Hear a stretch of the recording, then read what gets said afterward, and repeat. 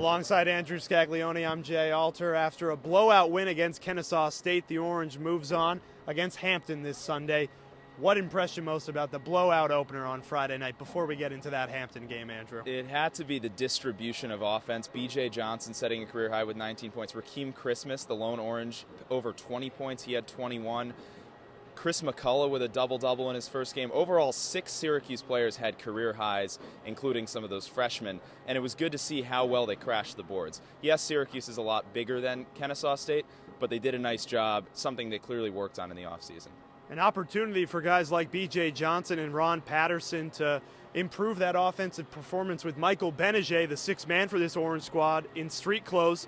He will be back on Sunday against Hampton, according to Jim Boeheim in his postgame presser. Is he your X factor, Andrew, or you're going with someone else? Well, I'm going to go again with B.J. Johnson because he had a big game tonight, and I'd like to see him come off the bench with Benajay and carry that momentum over to Sunday. Can he have 2 big games in a row? He's a guy who's kind of taking over for C.J. Fair now as someone who can have that big role underneath the basket, who can also shoot an outside shot. He had a couple three-pointers tonight later on in the second half. So I'm looking for B.J. Johnson to have another big game.